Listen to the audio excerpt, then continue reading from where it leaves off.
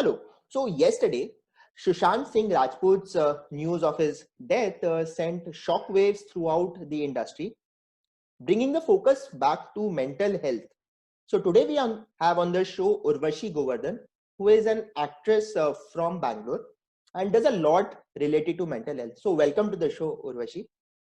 Thank you so much, Anurag, for having me. Yeah, so please tell us a bit about your journey so far, just to get things started.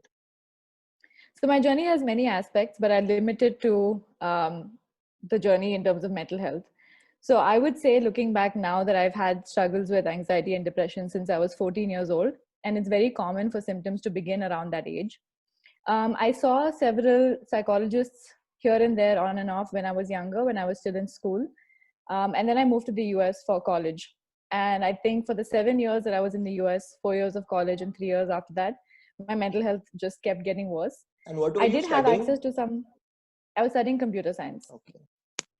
So I was in a very competitive college also, and I had access to the college counselors, but I don't think it was enough. And then I started blaming my circumstances for my mental health. I said, okay, it's just the college stress, it's just the job stress, it's just, homesickness. And so I made all those changes, right? I finished college, I got a job, I moved back to India, I quit my job, and still that feeling didn't go away, which is when I thought, maybe I need to check whether I need medication or not. Because, if a psychiatrist tells me that I'm imagining it, then fine, I will work harder, try harder, do better. But I just need to know whether I'm imagining this problem or if it's real.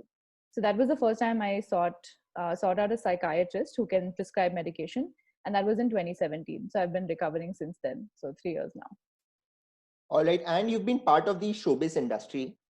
So you are an actor. So what was your first reaction to the news that was it able to sink in quickly? Like, an actor of that reputation, suddenly we come to know that he was struggling since 6 months, he was in depression. So what was your first reaction? My first reaction, honestly, was, oh my God, not again. Because I've seen this happen with, we've all seen it happen with Anthony Bourdain, who was a celebrity chef, with Robin Williams, the actor. We've seen it. There was another designer that I used to follow, Kate Spade. She also committed suicide. So I have been seeing this like everybody else for so long, and it just felt like, again, like, how could it have happened again? And simultaneously you see people like Deepika Padukone and Sid Malya talking about their experiences and their struggles and how they got better. So I was just hoping that those conversations have started to make a difference.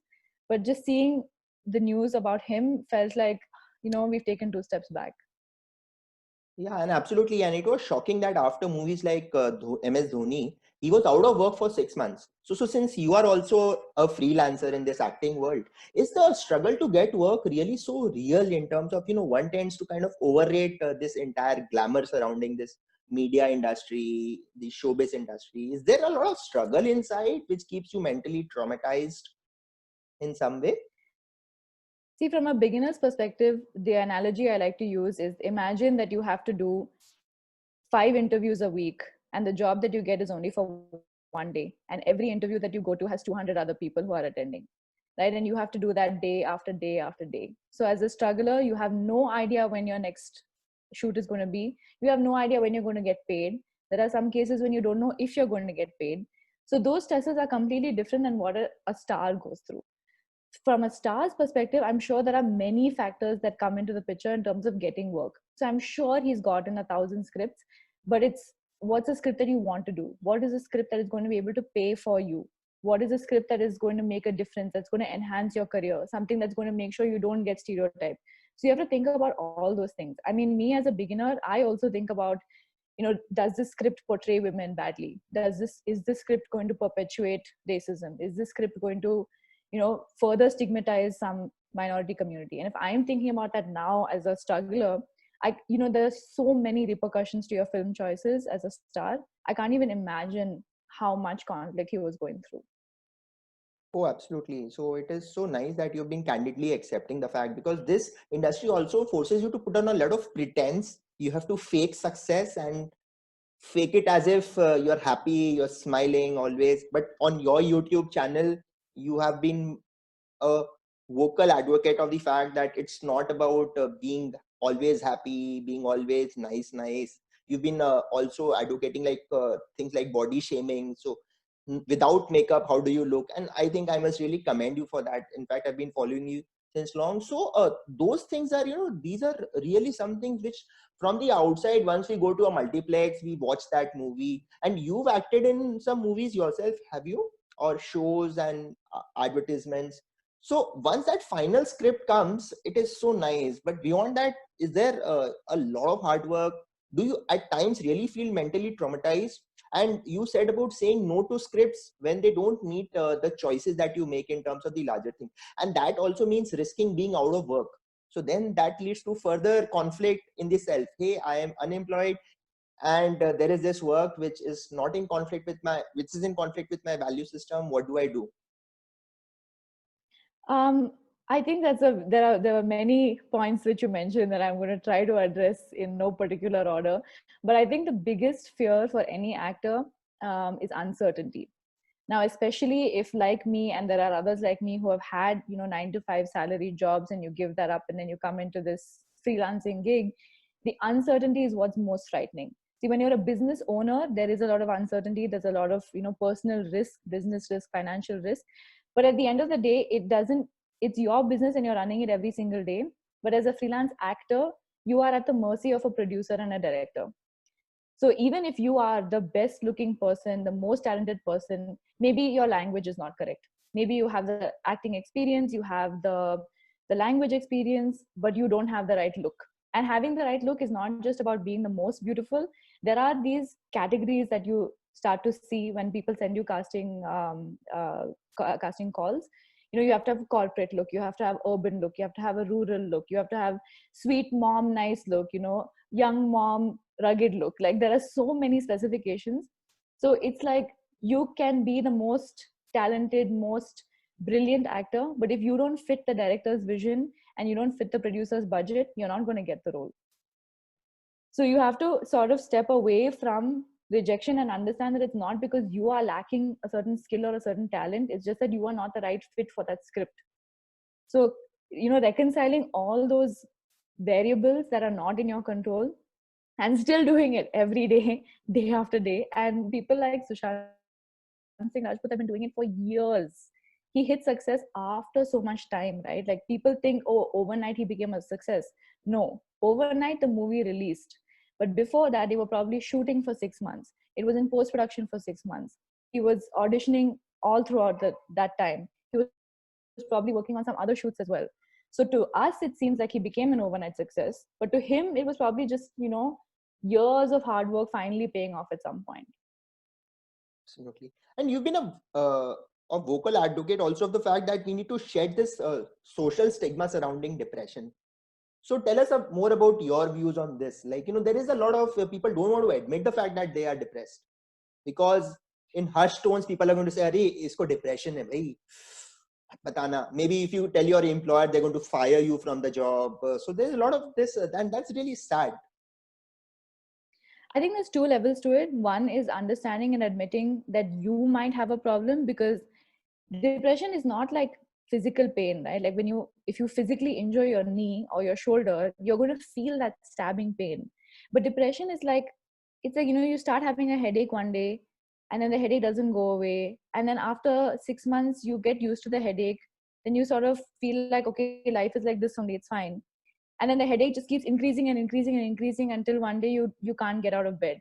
So it's such a slow process of falling into depression that it's really hard to recognize that you're going through it. So I think that's something I struggled with for years. I blamed external circumstances for years before I admitted that maybe I need help. So that is one level, is admitting that maybe you need help. And a lot of people think that you have to be suicidal, or you have to be hurting yourself, or you have to be crying every day in order to seek help. But that's absolutely not true. Losing a job, losing a relationship, losing a family member or a friend, each of these things is a valid reason to go to therapy. Even if you have no reason and you've just been feeling sad for a period of a month or 2 months, my psychiatrist says if there's a persistent feeling of sadness for more than 2 weeks, like for 2 weeks continuously you don't feel happy, then you should seek help. So that's one level. The so like you wake up in the morning and say, why am I feeling so dejected? You feel so lost that you don't want to get out of bed. Is that the feeling which for 2 weeks, if someone has, is it depression? you, like, nothing makes you laugh, nothing makes you happy. Like, depression to me feels like, you can win the Nobel Prize and you'll say, okay, whatever, it doesn't matter. You can also hear about a family member dying and you can think, okay, whatever, doesn't matter. But at the same time, that same depression that makes you numb to something else, if you, like, if you're putting on your button and the button falls off, you'll break down and cry. So it's just it's a very different experience for everybody. It's a different experience every day. So reconciling the fact that what you're feeling is not normal and it's not okay and that you can get better is the first step. This log kya kahenge problem is a whole other situation, which, it, as you said, it equates to crazy, it equates to, oh, she's problematic or they are problematic. But if you tell someone that you have chronic back pain, they'll say, oh, that's horrible, I hope you feel better. That's literally all you have to say to someone if they have depression. It's the same as any physical ailment. It is just because certain sections of your brain are not working the way they're supposed to. The same way when you have a muscle spasm or you have a joint problem, certain sections of your body are not working the way they're supposed to. That's it. And I was just going through some statistics. Even during courtship, people don't disclose to their spouses that they're having mental issues, which further leads on to maybe divorce or something like that. And people are not wanting to tell to their employers that they have these issues for the fear of being laid off. What are your views on that? In terms of relationships, I would say I have had my fair share of problems in relationships because of my mental health issues. But part of that is for me to fix and take responsibility and correct on my own for myself, so that I don't spill over to someone else. But then to the other person, you have to be willing to meet the person halfway. Like for me, for example, I have borderline personality disorder, which affects relationships quite a lot.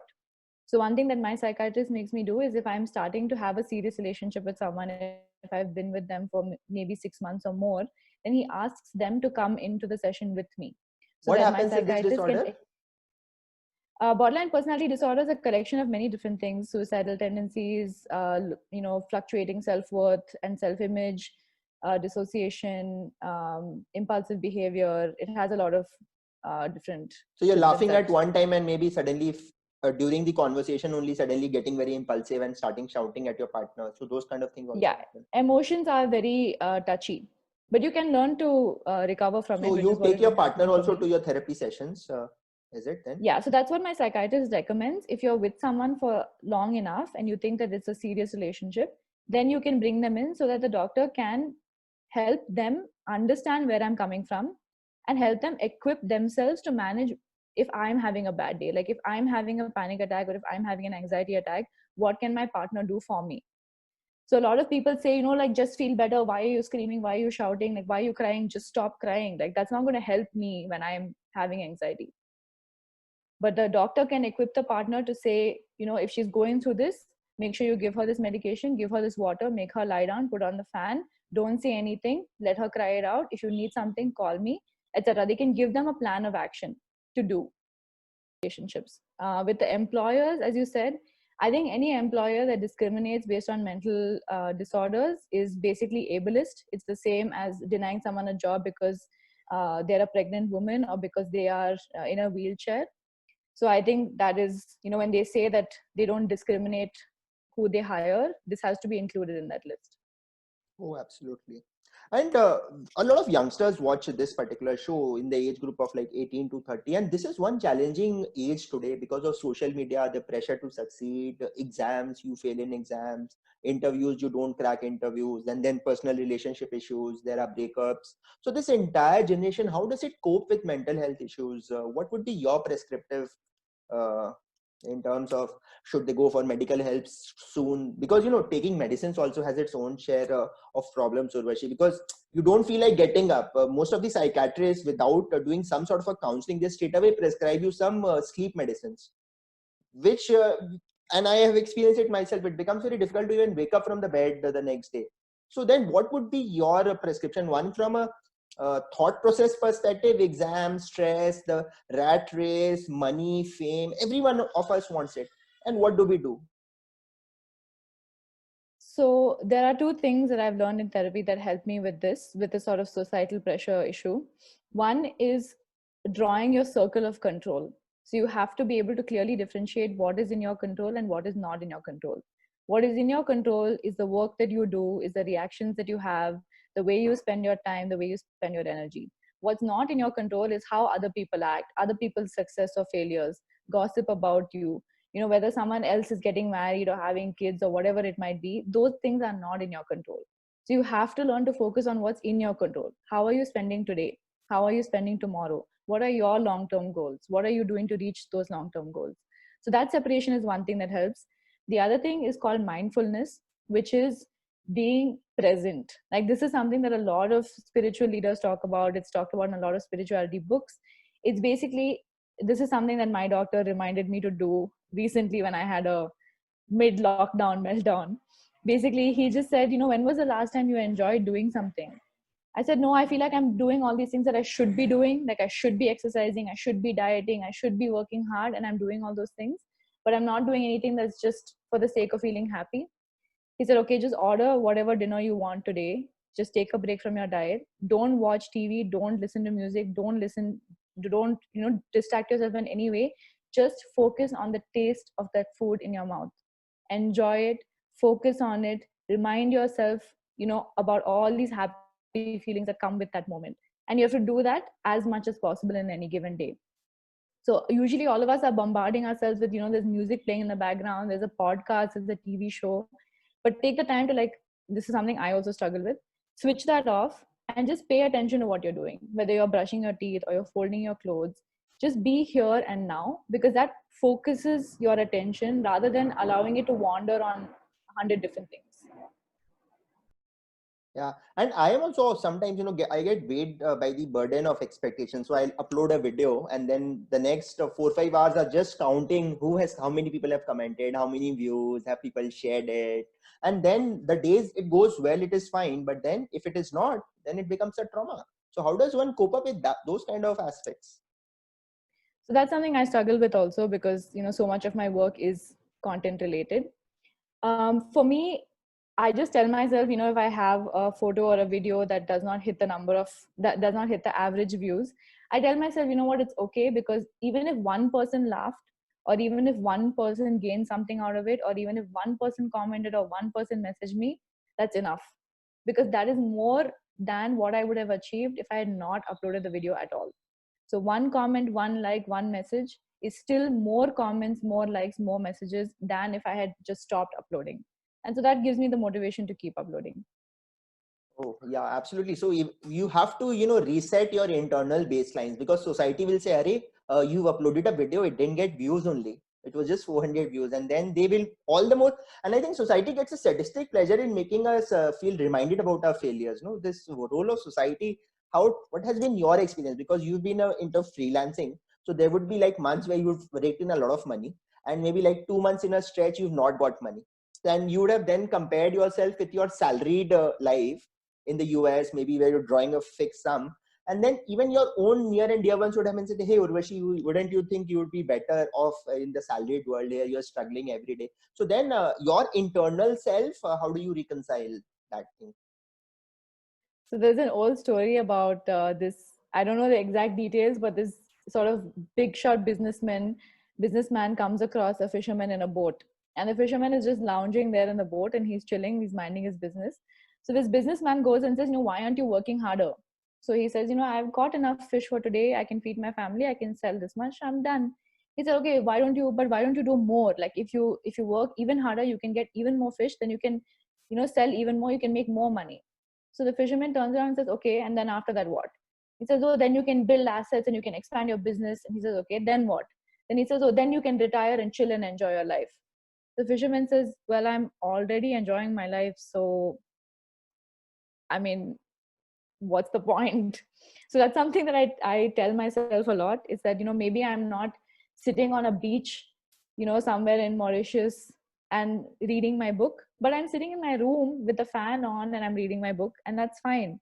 Because the people who are going to Mauritius and sitting there and reading their book, they have worked for 50 weeks to get 2 weeks off. I might have only 2 weeks of work, but I can use the other time to do things that I want to do.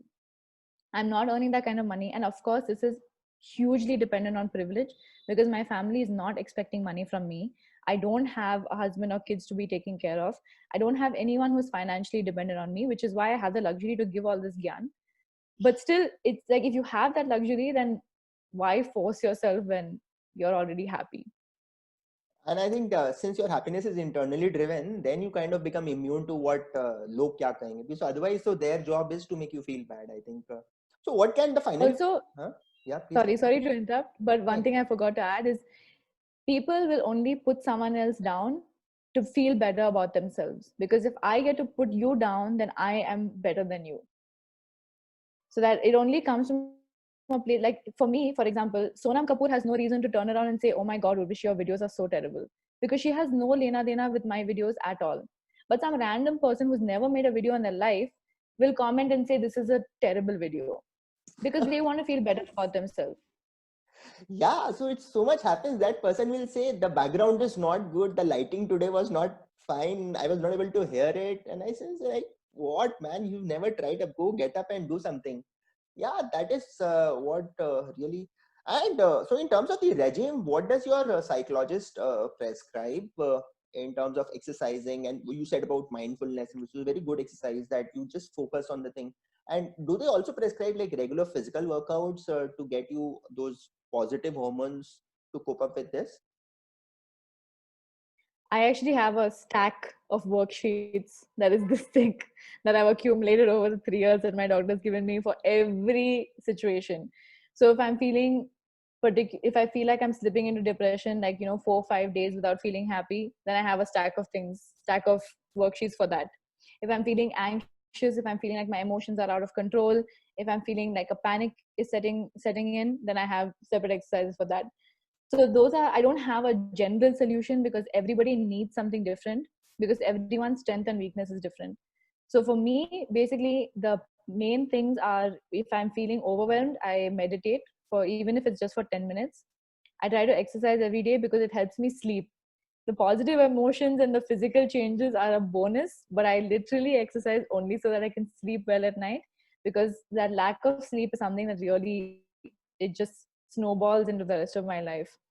So those are the two main things. And I try to make sure I do a little bit of work and a little bit of chill time every day. And one question, since you are a model, like my daughters also have, and they are young, but yeah, my 7-year daughter, she also wants to put up makeup to look good. And you can imagine my wife, she spent like half an hour when we go out to an event just to look good. So there is this entire pressure to look good.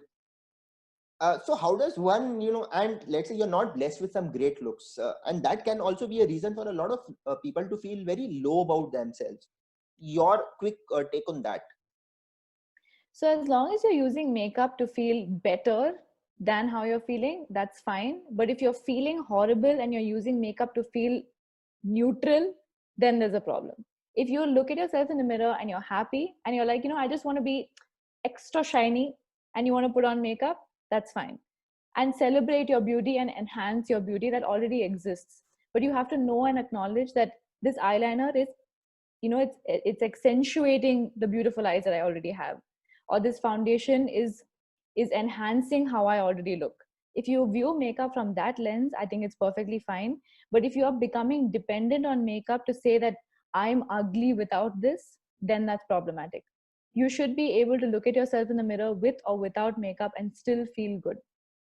There's nothing wrong with dressing up. Everyone likes dressing up and feeling nice and, going out and feeling good about yourself, as long as it's not a crutch. Like if you're feeling like, you can't even open the door for a delivery person without having a full face of makeup, then maybe you should think about why you're using makeup. And we have a lot of aspirants who take like the chartered accountancy exams, company secretary exams, or the CAT exams or an MBA, and let's say they're not able to crack it. Then how do you, gather that entire courage together for the next exam? Like it's like a slap in the face, right? A failure. And then people say, Arey, tum to padhte hi nahi ho, you don't study hard, and that is why you failed. So as a student, as a youngster, how does one cope up with that exam So failure? it's like it's like learning any new skill, right? The first time you try to juggle. If you try to juggle 3 balls, you're going to drop it. It's okay. You're going to drop it the first time. I understand with exams, you've been studying for months, but there is a difference between absorbing information and retrieving information. That retrieval of information skill set is completely different than the absorption of information. So maybe if you feel like you've studied so much and you know all this information, but it just doesn't come out in the exam, then maybe you need to do more practice exams. Maybe you need to develop the skill of retrieving the information after you've absorbed it. Some people just get nervous in exams, right? Like there are so many different reasons why you might have failed. So it's more important to think about why you failed and make that correction, rather than view failure as a be all and end all. Like a failure in one exam does not mean that you as a human being are a failure. And this is some gyan that I give very freely, but I don't apply it to myself ever. But I'm putting it out there because I need to remind myself of this also. A failure of one action does not equal you as a human being a failure. So view it as something, one small thing that you did that went wrong, rather than you as a human being are wrong. If you were to be, my final question, if you were to be put in charge of society, like the movie Nayak, where he becomes a chief minister for one day, to combat this entire epidemic of sorts, mental health, what would you do on that given day? This is my final question to you, Urvashi.